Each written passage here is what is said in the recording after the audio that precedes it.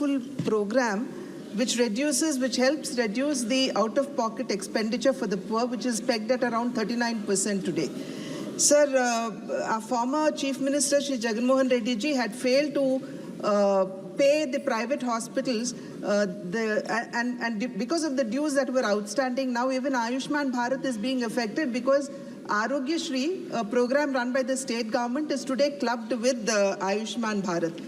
But having said that, sir, my supplementary would be to question 163, section C, wherein the question asked is about the assessment of the Ayushman Bharat scheme. Sir, as per the scheme norms, every patient who is availing the benefit of Ayushman Bharat is expected to produce his Aadhaar identity and then avail the scheme.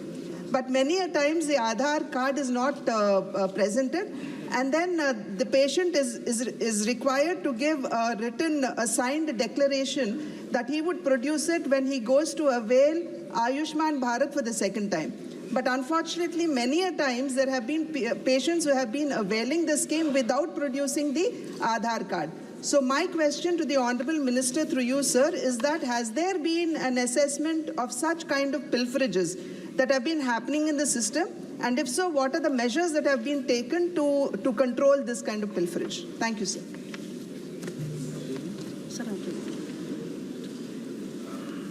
I would like to enlighten the Honourable Member that the question does not relate to Ayushman Bharat. The question relates to the Aadhaar card, the health accounts. So, the Minister has explained, and I have also explained how this Aadhaar card is helpful for the patient and the confidentiality is maintained. As far as the Ayushman Bharat is concerned, although the question is not related to, the question asked is not related to this question, but yes, as far as the Ayushman Bharat PMJ program is concerned, it is being run by National Health Authority, and in that National Health Authority there is a constant mechanism of supervision. We also have a direct connect with the state health authorities, and we always see to it the quality of service being given.